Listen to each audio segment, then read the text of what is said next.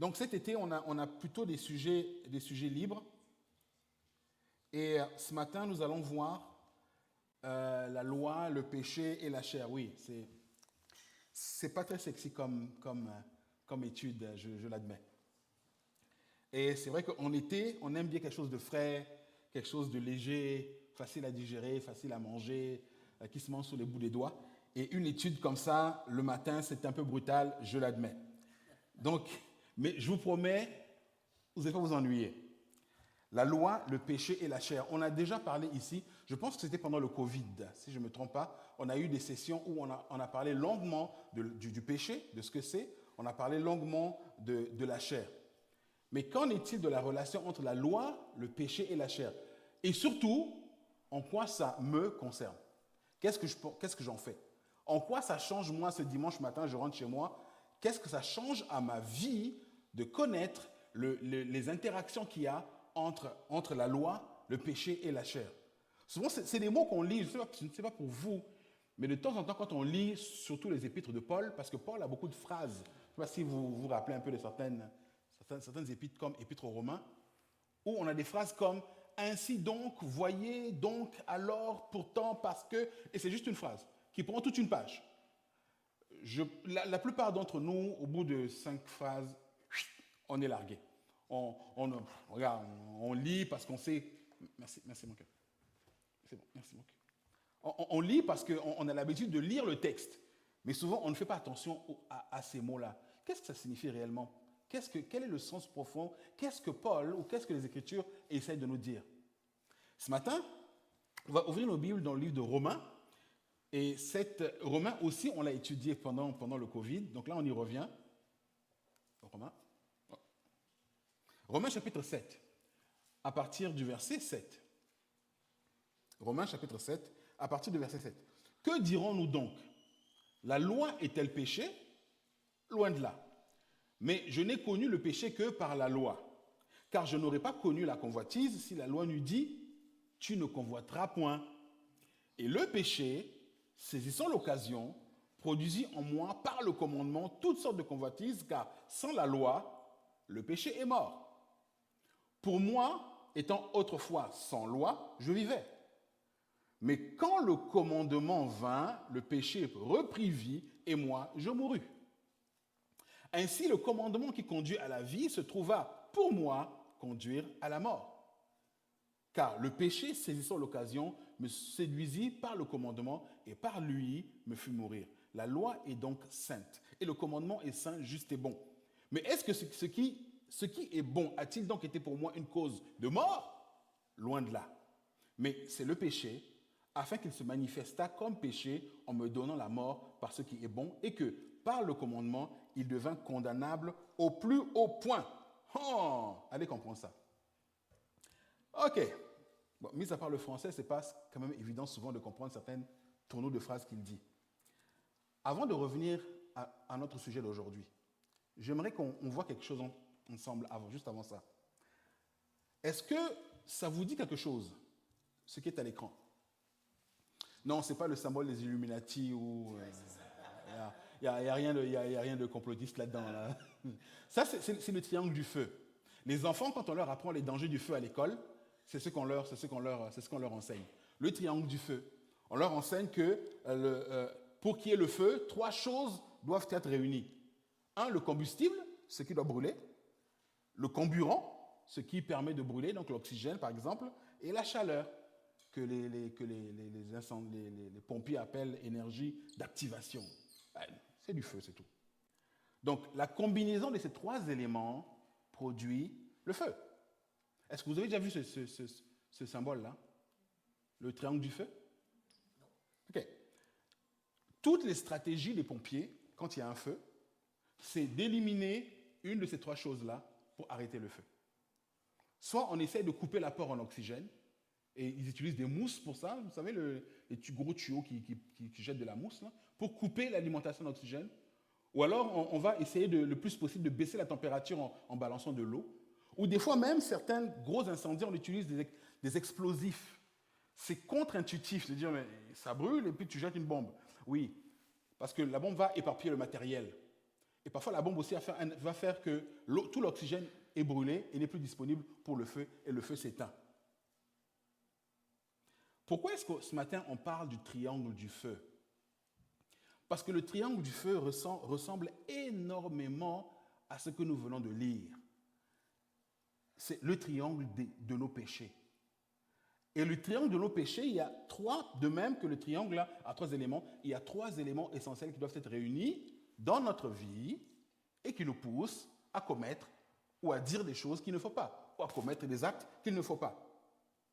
Ces trois éléments sont, un, la loi, qui est un élément du triangle. Lui, c'est l'oxygène. L'oxygène, c'est bon, hein? On le respire. À l'hôpital, on l'utilise quand quelqu'un est très malade ou manque de... L'oxygène est une bonne chose. Mais quand c'est le feu qui tue l'oxygène, ça, c'est pas trop un incendie, c'est pas intéressant. La loi est bonne. L'Écriture dit la loi, elle est bonne, elle est sainte. Mais parce que c'est combiné avec quelque chose. Et le deuxième élément, c'est le péché, la chaleur. Le troisième élément, ce qui brûle, c'est la chair. La loi, elle vient de Dieu. Elle est bonne. Mais le péché, lui, il est d'abord un principe. Ce n'est pas... Souvent, quand on parle de péché, on confond deux choses. On confond nos péchés, les actes que nous faisons, et on confond le péché, le principe même. Mais prenez le péché, prenez la chair et prenez la loi, ça donne ensemble ce que moi j'appelle le triangle de nos péchés. Et c'est ça qui nous permet de fauter. Pourquoi je saute un peu à la conclusion, mais on va y revenir. Pourquoi on en parle ce matin? Parce que dans notre vie, on utilise des stratégies pour lutter contre nos défauts, pour lutter contre nos manquements qui ne marchent pas, et on ne comprend pas pourquoi ça ne marche pas. Le 1er janvier, là,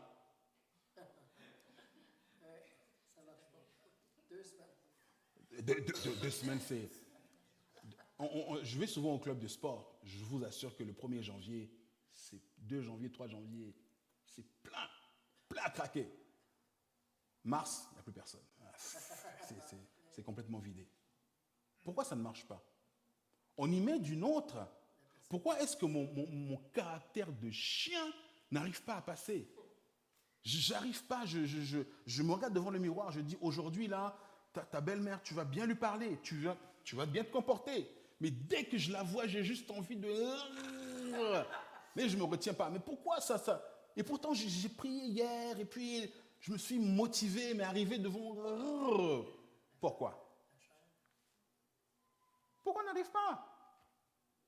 La chair. Mais pourquoi on n'arrive pas à l'attacher, à la dompter? Qu'est-ce qui se passe? Qu'est-ce qu'on fait de pas correct? Et le but de l'étude ce matin, c'est juste de comprendre, ok, qu'est-ce que je fais de pas normal? Ça va? Oui. Avant de continuer, j'aimerais reparler un tout petit peu du péché, juste un peu. On en a déjà parlé, j'ai déjà fait une étude dessus, mais ce serait bon de revenir un peu dessus. La première fois qu'on parle du péché, c'est Dieu qui parle du péché, dans Genèse. Et c'est Dieu qui en parle. Il en parle à qui? Il en parle à Caïn. Caïn et Abel étaient 2 frères. Caïn avait offert un sacrifice d'agneau, de légumes ou de fruits, etc. Et Abel avait offert un agneau. L'agneau d'Abel avait été accepté parce qu'Abel avait un cœur pour Dieu. Le sacrifice de Caïn avait été refusé parce que Caïn, son cœur n'était pas à la bonne place. Et Caïn commence à être, comment on appelle ça, à ronchonner à l'intérieur. Il commence à faire des projets pour éliminer son enquiquineur de frères. Et Dieu dit ici, Dieu parle à Caïn. Et Dieu dit à Caïn, il dit, pourquoi es-tu irrité? Pourquoi es-tu fâché? Et pourquoi ton visage est-il abattu? Il dit, certainement, si tu agis bien, tu relèveras ton visage. Et si tu agis mal, le péché se couche à ta porte, à la porte. Et ses désirs se portent vers toi. Mais toi, domine sur lui. Le mot ici se couche. Nous, en français, quand on lit ce mot-là, se couche, c'est un mot qui est passif. Je suis couché. Okay, quand on dit, il est où papa est couché, ben, il est couché, il ne fait rien. Le mot ici, dans certaines versions, est mieux traduit par le mot, est-ce qu'il y a un verbe pour ça quand le tigre s'accroupit avant de sauter en français? Tapis. c'est tapis, oui, voilà. Oui. S'apprête à bondir, c'est ça, c'est ce terme-là. Le péché veut t'avoir. Il te cherche activement. Il veut te dévorer. Mais toi, résiste-le.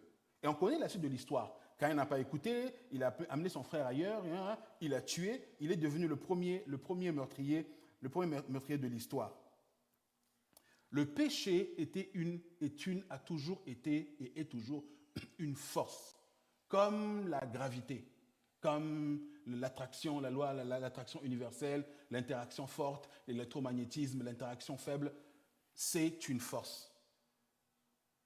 Et cette force-là convoitait le cœur de Caïn. Mais Dieu demande à Caïn, toi, domine sur lui.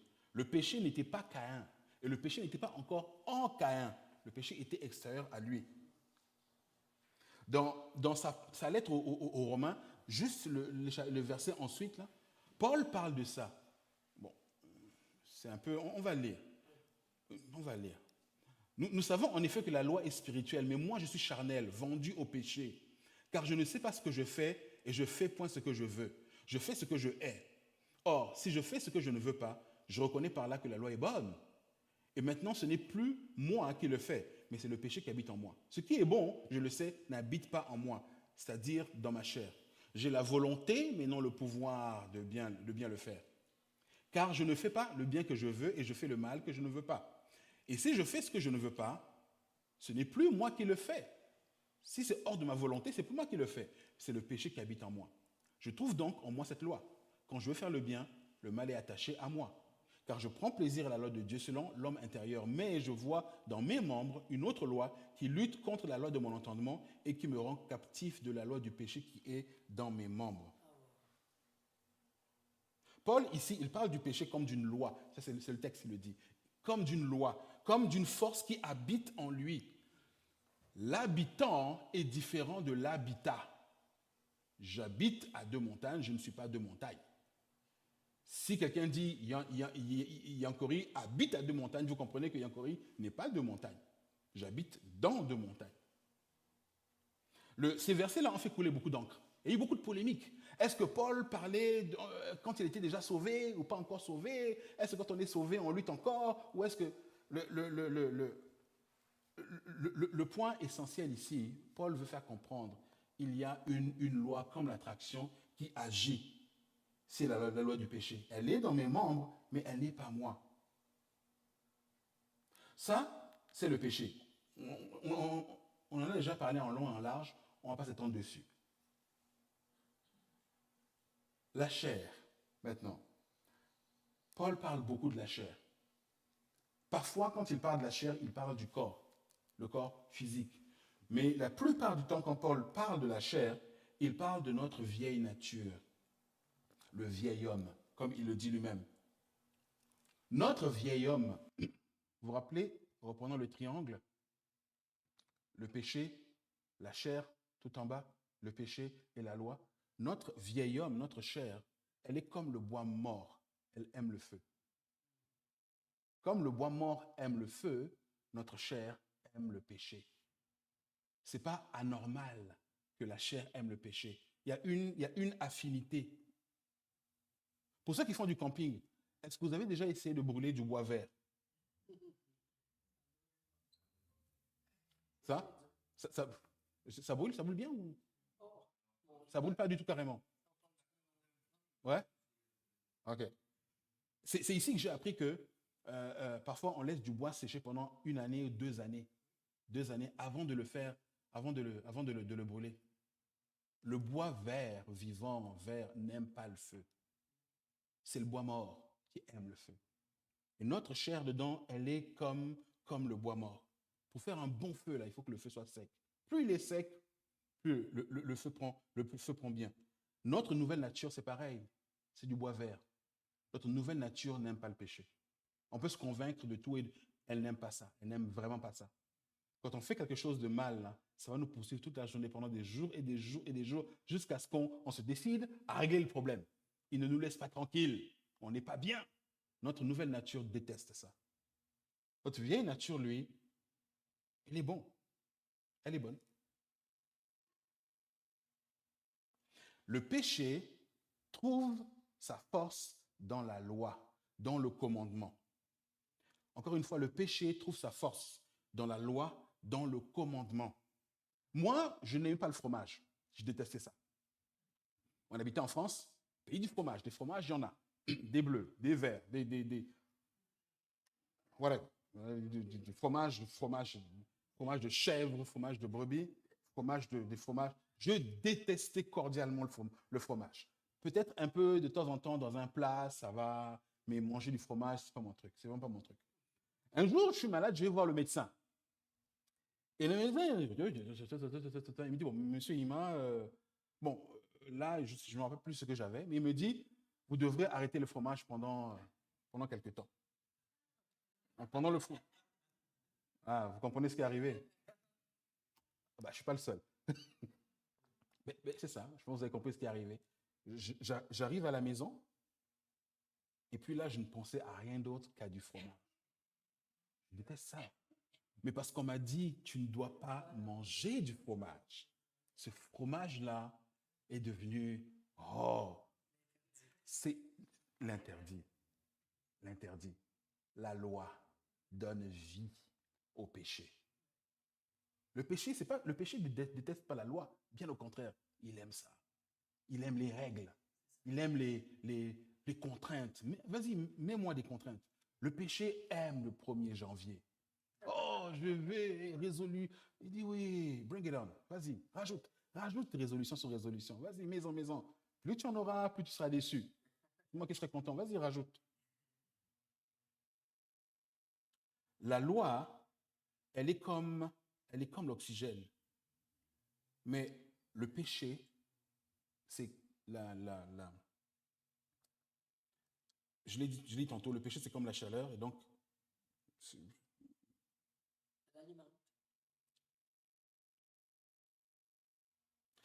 il y a quelque chose qui ne marche pas.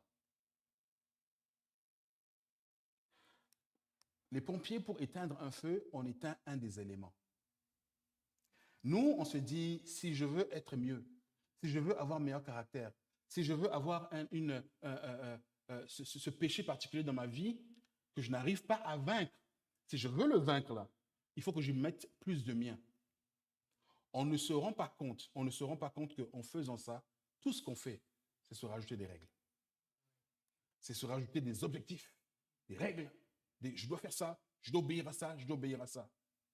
C'est contre-productif. C'est contre-productif. Ça ne marche pas. C'est comme si on essayait d'éteindre un feu et moi je prenais soit un ventilateur et puis j'essaie d'éteindre le feu en soufflant dessus. Ça ne marche pas.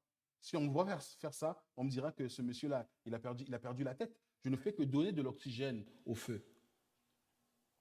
De la même façon, nous, quand on donne plus de loi à notre chair, tout ce que ça fait, c'est souffler dessus. Et la chair, elle se renforce.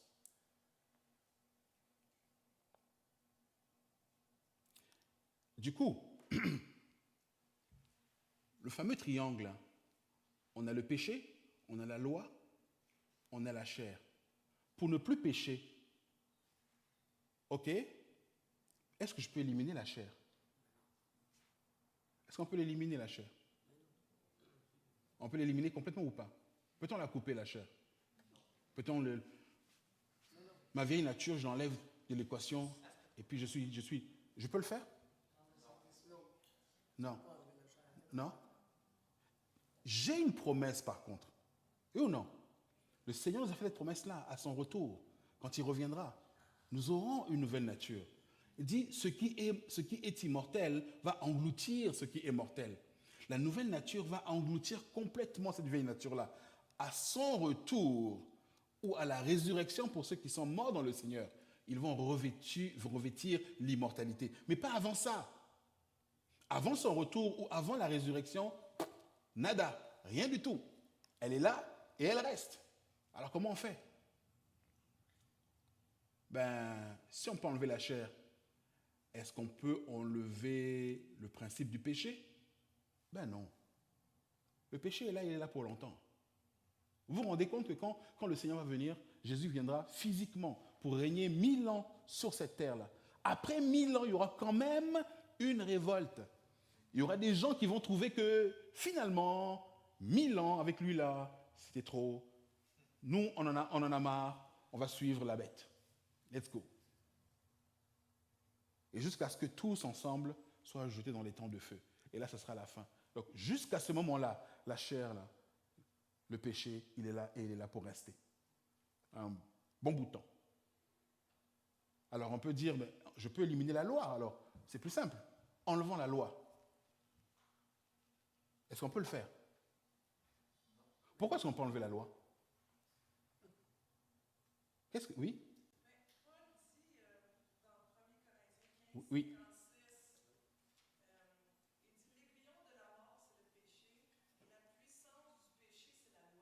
Exact. Tout à fait. La mort, alors ça c'est la conséquence. De même, le cercle du feu là, une fois que le feu a cramé, qu'est-ce qu'il reste? Il reste la cendre. Pour notre image à nous, la mort c'est la cendre, c'est ce qui reste. Une fois que la chair a été consumée, et c'est pas que là, il y a plusieurs endroits, il le dit, une fois que le péché a fait son œuvre, une fois que le péché a été totalement consommé, qu'est-ce que ça produit? Ça produit la mort. Et l'aiguillon du péché, sa force, ce qu'il lui donne, c'est la loi, justement. Merci du verset. L'aiguillon du péché, c'est la loi. C'est la loi qui lui donne toute cette force-là. Et je sais que c'est contre-intuitif quand on dit ça. On dit, mais dans ce cas, je ne dois pas essayer, je ne dois pas... Pas de cette façon-là. Parce que cette façon, ce n'est pas la bonne façon. Alors, quelle est la bonne façon?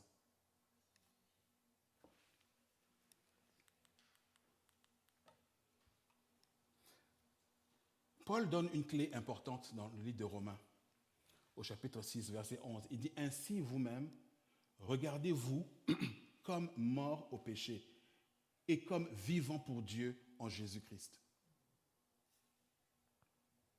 Regardez-vous comme morts au péché et comme vivants en Dieu en Jésus-Christ. Il dit, wow, wow.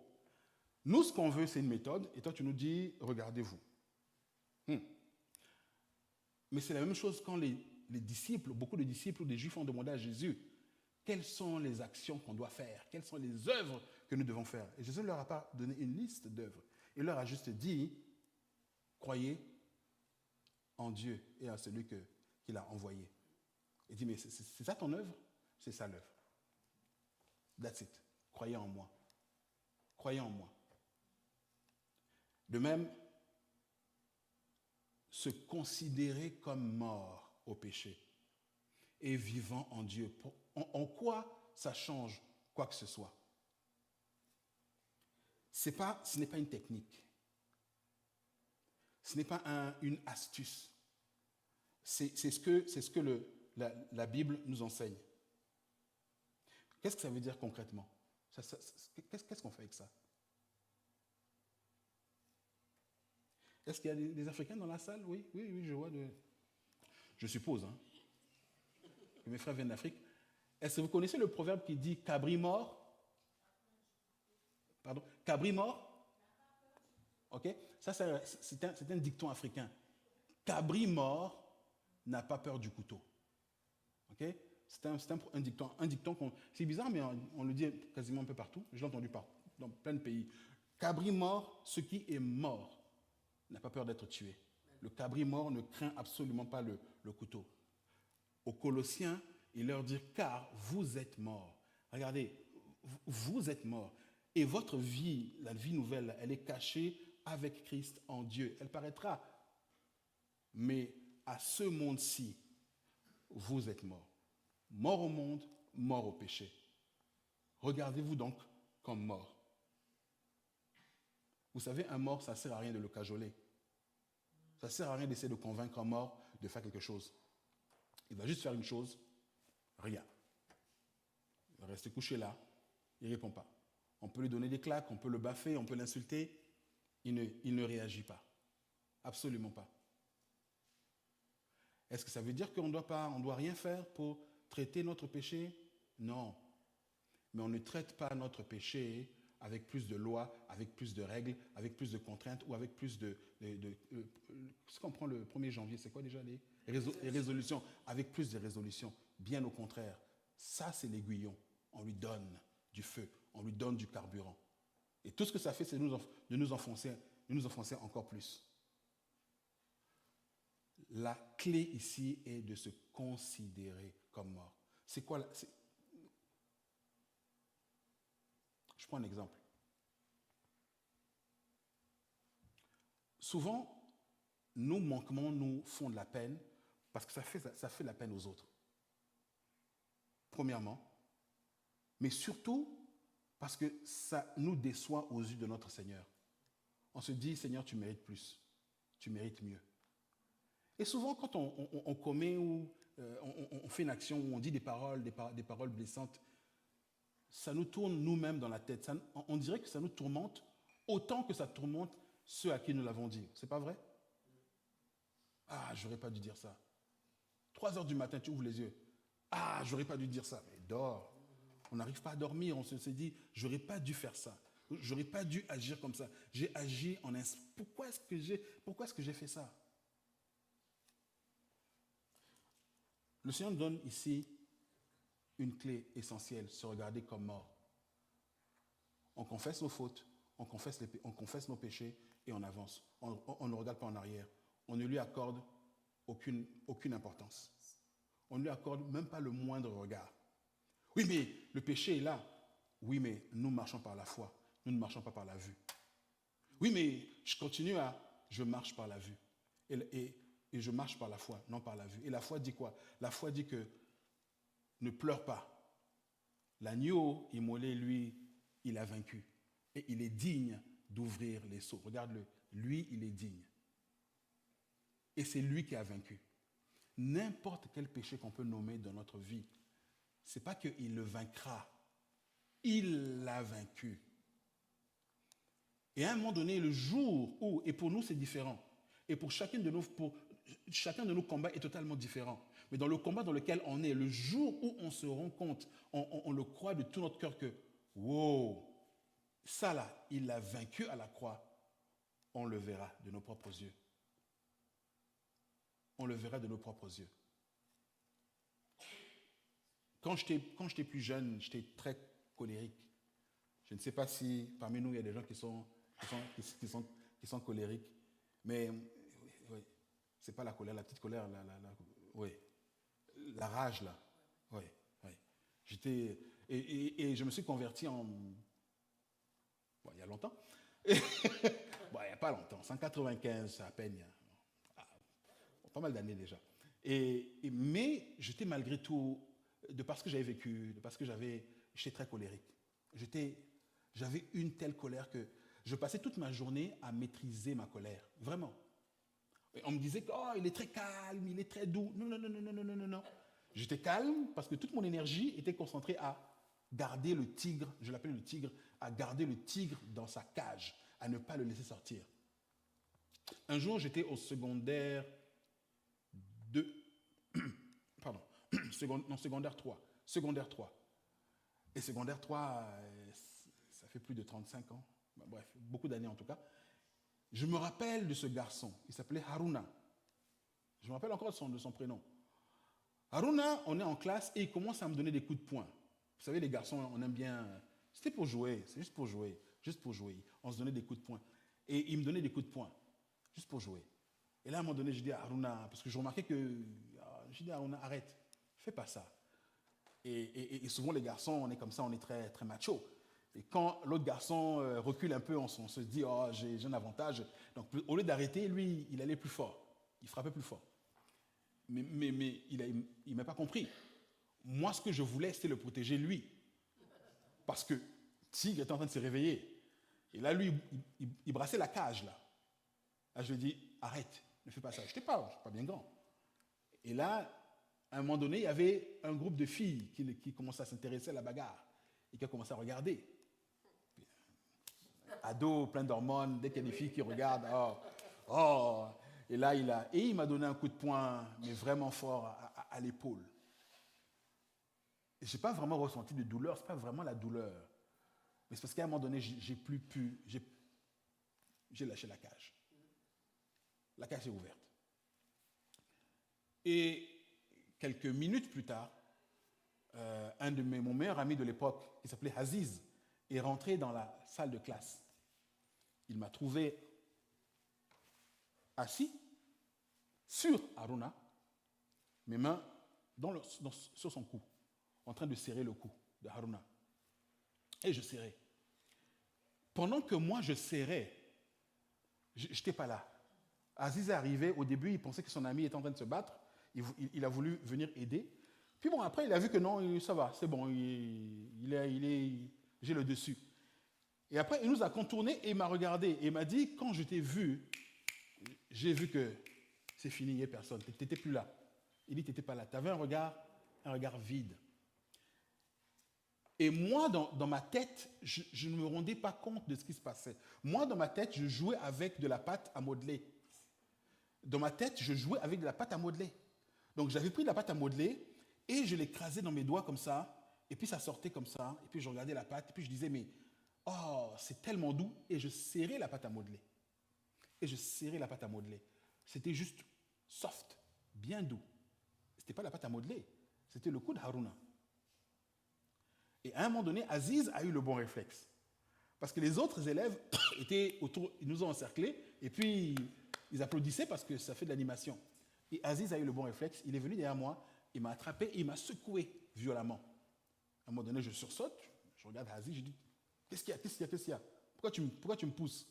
Il me dit, mais regarde ce que tu es en train de faire. Je dis, qu'est-ce que je fais? Mais regarde. Et là, je n'avais aucune, et là, et il y avait Haruna qui était en dessous de moi.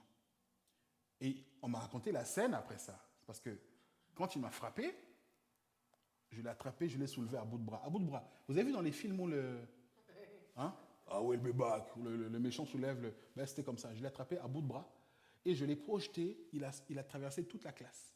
Il est tombé et je suis arrivé, j'ai commencé à l'étrangler. Et là, quand j'ai vu ça, je me suis rapidement levé. J'ai demandé à Haruna s'il allait bien. Heureusement, rien de grave, rien d'irréparable. Mais Haruna, ses yeux étaient presque sortis comme ça, là, il était rouge. Au passage, le reste de l'année, ça a été mon meilleur ami. Il m'a plus jamais... Mais cette vieille rage-là était là. Elle était là. Je priais, j'allais à l'église, je servais dans la louange, dans la chorale. Mais tout le temps, elle n'était pas loin. Dès qu'on grattait un peu la surface, c'est comme une allumette. Tu grattes, frou, et puis ça prend feu. Ça prend feu. Pour m'en sortir, j'ai pris des résolutions. Non. Ça ne marche pas. Ça ne marche pas. Dieu m'a fait une grâce. Un jour, j'allais travailler, je suis arrivé à un feu rouge. Et le Seigneur m'a dit, maintenant tu choisis. Ou tu continues avec moi, mais tu laisses ta colère, ou tu gardes ta colère et tu fais ce que tu veux. Tu n'as aucune part avec moi. Qu'est-ce que tu choisis? Mon doigt s'apprêtait à appuyer sur le passage piéton. Vous savez, le passage piéton, là, le feu pour le... Puis j'étais resté bloqué comme ça. Si quelqu'un me voyait de l'extérieur, il m'aurait vu avec le doigt comme ça, suspendu, comme ça. Ça me dit, tu choisis. Je commençais à dire oui, mais... Et je me suis rendu compte d'une chose, que je n'avais pas conscience. Ma colère était devenue une amie. J'y avais recours comme un vieil ami. J'étais en colère pendant tellement d'années que pour moi, la colère était quelque chose comme une seconde nature. Elle était devenue comme une amie. Et je ne voulais pas la laisser partir. Parce que quand on vit des moments difficiles dans la vie, parfois, la colère m'aidait à supporter. En se disant, c'est pas grave, moi aussi, un jour, ça. Mais pour le royaume de Dieu, c'est totalement inutile. C'est un boulet qui nous tire juste au fond de l'eau. Le Seigneur m'a demandé, il me dit, maintenant tu choisis. Tu me la donnes ou tu la gardes. Fais ton choix. Et je lui ai dit, je te la donne. Il dit, c'est bon, prends-la. Et vous savez quoi? Il l'a pris. Je n'ai pas vu une fumée sortir. Éventuellement, j'étais toujours un peu irrité de temps en temps, ou un peu comme tout le monde. Mais cette rage-là était partie. Dieu l'a prise. Pourquoi il l'a prise? Parce qu'il l'a vaincu. Et il l'a vaincu, ce n'est pas à ce moment-là. Il l'a vaincu il y a longtemps. Et moi, je trimballais un de ses ennemis vaincus sur mon dos pendant toutes ces années alors que je n'avais pas à le faire. La question qu'il nous pose aujourd'hui, qu'il te pose à toi ce matin, c'est celle-là. On a tous on ne sait pas, mais s'il y a quelque chose avec quoi tu luttes, tu as tout essayé. Ça ne marche pas. Tylenol, ça ne marche pas. Pourquoi ne pas simplement considérer que tu es mort en lui et te voir comme ça? Que lui, ça là, il l'a vaincu. Tu n'as pas besoin de le traîner pendant des années et des années et des années et des années encore avant d'avoir la victoire, parce que la victoire, elle est déjà obtenue. Tout ce que ça prend, c'est la foi.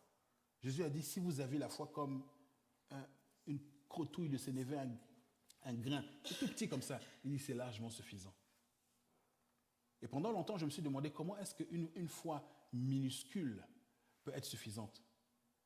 Mais une foi minuscule qui est multipliée par des milliards et des milliards et des milliards et des milliards, hey, ça fait beaucoup. Le problème, ce n'est pas que notre foi soit minuscule, mais c'est que notre Dieu est grand, il est immense. Et le petit minuscule là, multiplié par l'infini, ça donne, je vous assure, ça donne beaucoup. Amen. Donc, arrêtons de faire des listes, de dire, je vais bien me tenir, je vais bien... Est-ce que vous avez remarqué que quand il y a quelqu'un que vous ne supportez pas, et justement vous avez dit, cette fois-ci, je vais bien me... C'est justement ce jour-là où vous vous êtes laissé aller. Ou ce jour-là, c'est pire. Regardons-nous comme morts au péché et vivants en Jésus-Christ. Ça, c'est le secret. C'est le secret. Ça a l'air de rien, je vous assure. Essayez-le. Mettez votre problème devant vous et essayez-le. On dit désormais, entre toi et moi là, il n'y a plus rien. Je suis mort à toi, tu es mort pour moi. Je ne te connais plus. Jésus t'a vaincu. Merci, au revoir. Quand ça essaie de revenir un tout petit peu, n'y accordez pas plus d'importance que ça. Jésus l'a vaincu. Ça a été vaincu. Et commencez une vie nouvelle, à vivre cette vie nouvelle-là. Amen. Pas besoin de transporter des fardeaux pendant des années, des années. C'est inutile. C'est inutile. Amen. Amen. Est-ce qu'on a un chant pour la fin? On a un chant? Je vais inviter l'équipe de louange.